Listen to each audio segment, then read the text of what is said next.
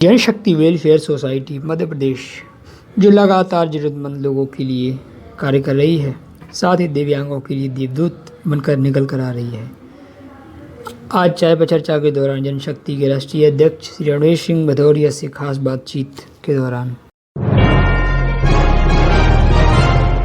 नमस्कार, मैं हूं विवेक माझी और आप देख रहे हैं फुहार खबरों की रफ्तार लगातार।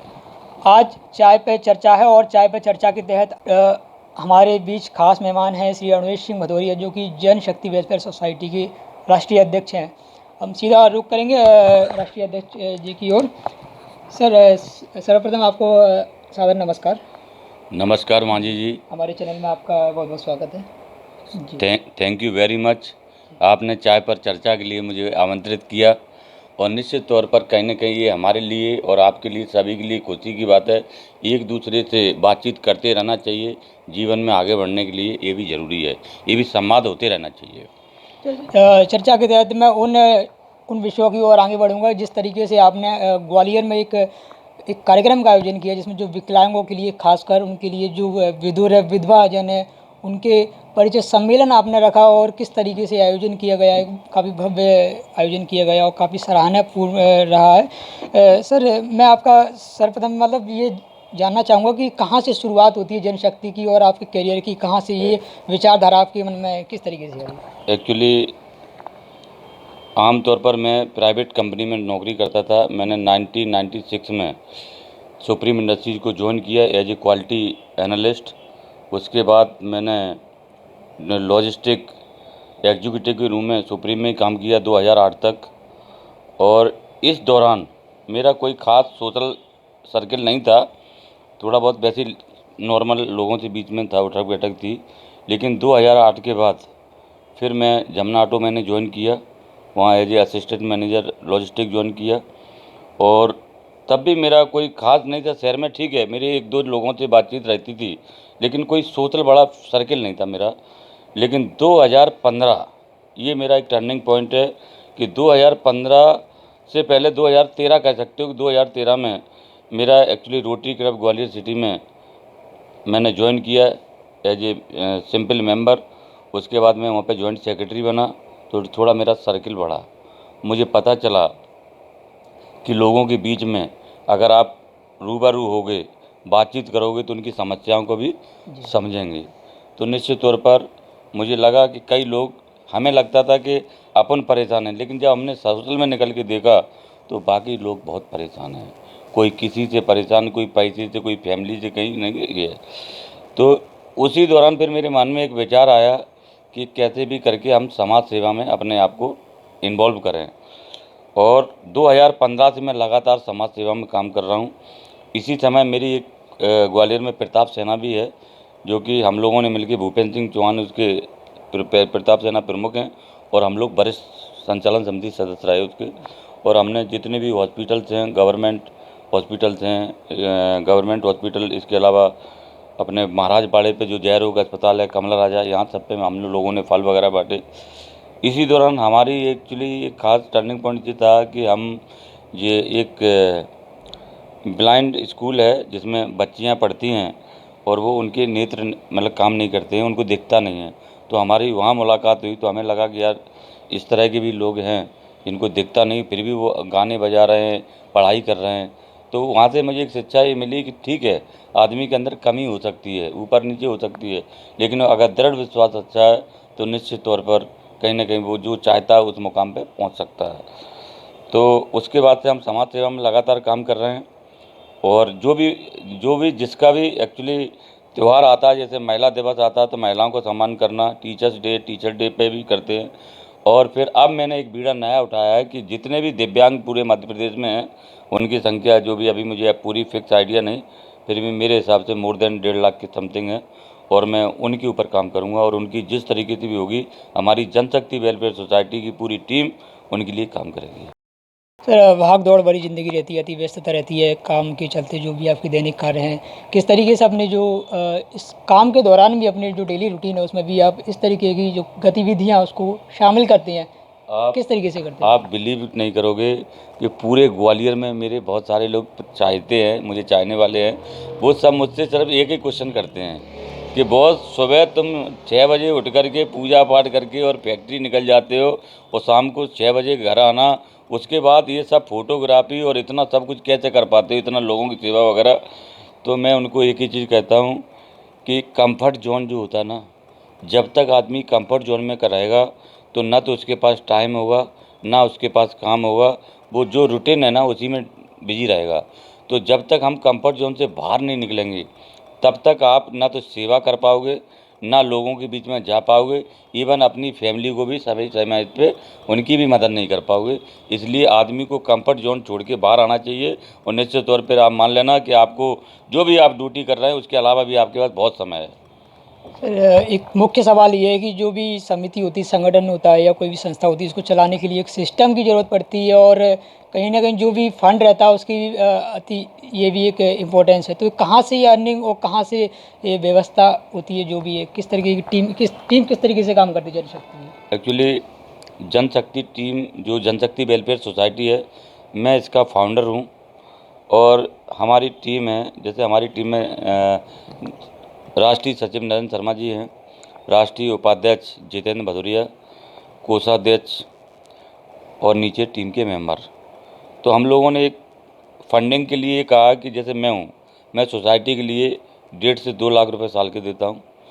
जो राष्ट्रीय सचिव हैं वो तकरीबन 50 से 60 हज़ार रुपये वो देते हैं और राष्ट्रीय उपाध्यक्ष 24,000 रुपये वो देते हैं। तो ये तो एक मेरी फिक्स फंडिंग है ही। इसके अलावा आप जैसे भाई और मैं जिनसे भी ये कहता हूँ कि मैं ये काम करने जा रहा हूँ तो कोई 500 कोई 1000 इस तरह से पैसा मेरे पास आता है।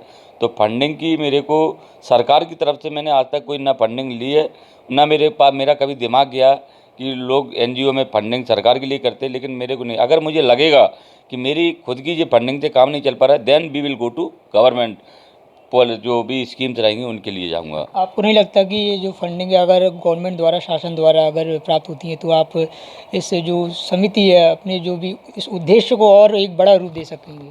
निश्चित तौर पर मानिए कि कल मैं जब इस प्रोग्राम को कर रहा था, दिव्यांग, परित्याग, विधुर और विधवा के विधायक सम्मेलन जब मैंने कल किया, उस दौरान मुझे 8 से 10 स्टूडेंट मिले जो प्योरली हैंडीकैप्ड थे, लेकिन उनके टैलेंट को देख करके मेरा मन गदगद हो गया।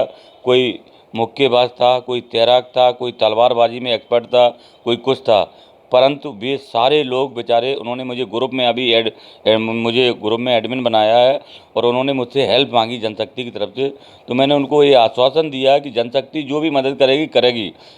आज एक विदिन 2 डेज वो एक एप्लीकेशन लिखेंगे और मैं निश्चित तौर पर मध्य प्रदेश की सरकार के पास, सीएम या जो भी कंसर्न मिनिस्टर होगा उसके पास जाऊंगा और उन बच्चों के लिए, उन बच्चों के हक के लिए, क्योंकि वो देश की शान है। आज एक हैंडीकेप्ड अगर बच्चा हमारा विदेश में कोई चीज़ खेलने जाता है, कुछ करने जाता है, तो इसके लिए सरकार को आगे आकर के मदद करनी चाहिए। और जितनी भी प्राइवेट एनजीओज़ हैं, अगर वो हेल्प कर सकती है तो उनको भी निश्चित तौर पर करना चाहिए, क्योंकि जो होनहार हैं अगर उनको आप मदद नहीं करेंगे तो उनका दिल टूट जाएगा। तो ऐसे करके जो हमारी प्रतिभाएँ हैं वो आगे बढ़ के देश का जो नाम रोशन करना चाहिए नहीं कर पाएंगी। इसलिए हम सरकार से भी कहना चाहेंगे कि अगर पेपर में कोई न्यूज़ निकलती है कि ये बच्चे की मदद करना चाहिए तो सरकार को निश्चित तौर पर उस ओर ध्यान देना चाहिए। क्या रिस्पॉन्स निकल के आ रहा है सर, जो आप जो भी इस संस्था को जिस उद्देश्य के साथ आगे बढ़ा रहे हैं, क्या परिणाम निकल के आ रहे हैं? मेरी संस्था, निश्चित मानिए कि मैं इतना खुश हूँ कि मैं बता नहीं सकता हूँ। मैं जो चाहता हूँ ना, मेरे भगवान की कृपा से सारे काम सुचारू रूप से चल रहे हैं। और मैंने जो बीड़ा उठाया है, मैं आपको ज़्यादा बड़े तो नहीं अवगत कर रहा हूँ, मध्य प्रदेश, उत्तर प्रदेश और राजस्थान के अंदर निश्चित तौर पर हमारी संस्था पूरी तरीके से काम करेगी। और यहाँ पे जितने भी दिव्यांग लोग हैं, इन लोगों के लिए निश्चित ही जो भी मदद होगी संस्था निश्चित तौर पर करेगी। इसके लिए ये समझ लेना। और मुझे अगर आप लोगों की मदद चाहिए होगी तो मैं आपकी मदद लूँगा। क्या संदेश देना चाहेंगे फाइनली अपनी संस्था पूरी टीम की ओर से, जनसंघर्ष जो भी वेलफेयर सोसाइटी है उसकी ओर से? मैं सबसे पहले पूरे भारतवर्ष को, जो भी लोग भारत के अंदर रहते हैं, सभी को मैं नमन करता हूं और उनको सिर्फ एक ही संदेश देना चाहता हूं कि अपने परिवार के साथ साथ जो आपके आसपास लोग हैं, जो जिनकी ज़रूरतें पूरी नहीं हो पा रही हैं, अगर आप मैं ये नहीं कह रहा हूँ सारे लोगों की आप मदद करो, एक आदमी की मदद करना चालू कर दो बस। अगर हर आदमी, हर संपन्न आदमी एक आदमी की मदद चालू कर देना, तो देख लेना कि आने वाले समय में कोई भी आदमी फिर गरीब नहीं मिलेगा आपको। कुछ ऐसी बातें हैं जो भावात्मक बातें हैं जो इंसान के मतलब जो दिल और दिमाग तक बैठ जाए, वो मैंने भी है कई बार आपका कवरेज किया है और सुनी भी है। तो ये किस तरीके से, कहाँ से ये प्रेरणा मिलती है और किस तरीके का मतलब? देखिए, कुछ चीज़ें स्वाभाविक होती हैं, बचपन से अपने अंदर ही डेवलप रहती हैं। तो मेरा मानना ये है कि अपने माँ बाप की रेस्पेक्ट करिए हर समय। भले ही अगर माँ बाप आपके साथ नहीं रह रहे हैं, फिर भी उनके बारे में सोचना ज़रूरी है। और जहाँ तक सवाल हमारी भावनाओं का है, तो आप जैसे संस्कारों में रहोगे, आपकी भावनाएं वैसी डेवलप होंगी। अगर आप वेस्टर्न कल्चर को साथ में रहोगे, तो आपकी भावनाएं वेस्टर्न कल्चर जैसी होंगी। अगर आप भगवान राम, राधे श्याम, श्री कृष्ण भगवान के हिसाब से रहोगे, तो आपके संस्कार उसी ओर डेवलप हो जाएंगे। तो निश्चित मानिए कि अगर आप प्रभु का स्मरण करके और कोई भी कार्य कर रहे हैं, तो आपके साथ मतलब आपका कोई कुछ बिगाड़ नहीं सकता है। एक उदाहरण के माध्यम से ज़रूर मैं आपको बता दूं कि एक एक जो होती ना ट्रेडिशनल जिसको बोलते हैं, कि कोई मन में धारणा बैठ जाए तो वो कहीं ना कहीं सत्य साबित हो जाती है। क्या है कि एक धारणा है कि अगर मेंढक ज़मीन के अंदर कितना भी गहराई में चला जाए, वो मरता नहीं है। लेकिन मेंढक को ये पता है कि अगर मैं दही में गिर गया तो मर जाऊंगा। तो एक बार गलती से 2 मेंढक दही में गिर गए। अब उसको ये पता था कि मैं मर जाऊंगा, तो उसने कुछ नहीं करा और वो मर गया। लेकिन दूसरा, उसने सोचा मर तो रही हैं, मैं कुछ ना कुछ करूं। उसने हाथ पैर पाट तेज़ी से हिलाना चालू कर दिए। थोड़ी देर बाद क्या देखता कि 4 इंच ऊपी उसमें मक्खन जम गया ऊपर, और वो उसके ऊपर से अपने को निकाल ले गया।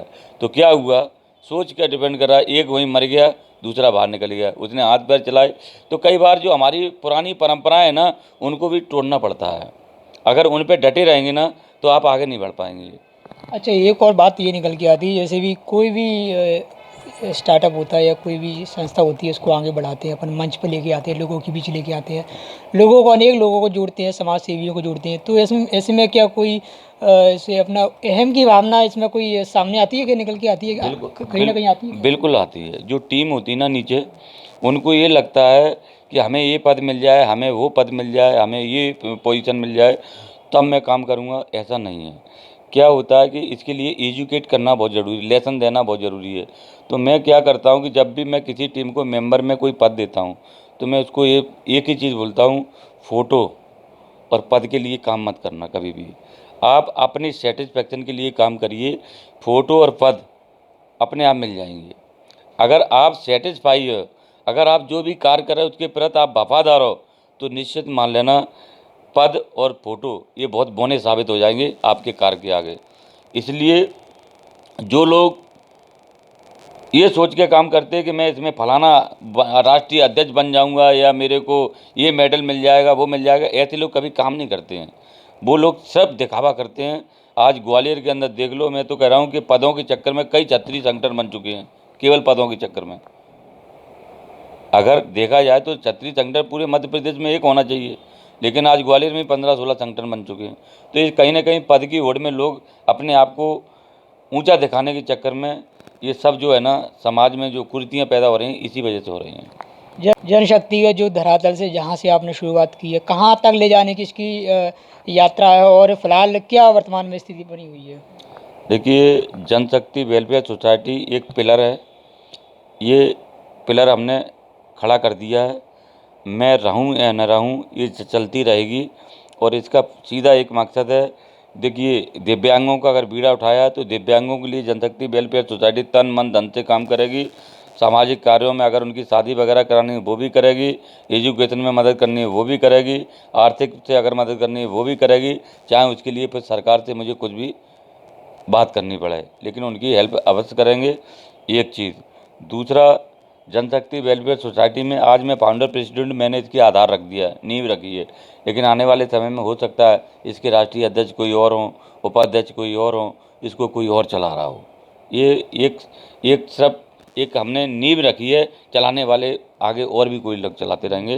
तो जनशक्ति वेलफेयर सोसाइटी का मकसद ये नहीं कि फोटोग्राफी करना या ये करना, इसका सीधा मकसद है समाज के प्रति 100% वफादार रहना और लोगों की सेवा करना। बहुत बहुत धन्यवाद। तो आज हमने बात की थी चाय पे चर्चा के तहत हमारे बीच रूबरू हुए थे जनशक्ति वेलफेयर सोसाइटी के राष्ट्रीय अध्यक्ष अरुणेश सिंह भदौरिया। उन्होंने बताया कि किस तरीके से आप अपने नित्य जो दैनिक काम है उनसे लीक से हटकर भी अपने जो सोशल वर्क है, समाज सेवी के तौर पर भी काम कर सकते हैं और साथ ही बिना किसी स्वास्थ्य के बिना किसी अहम की भावना जागृत करते हुए आप इसको लगातार जारी कर सकते हैं। फिलहाल चाय पे चर्चा के तहत इतना ही। मिलेंगे अगले एपिसोड में। धन्यवाद।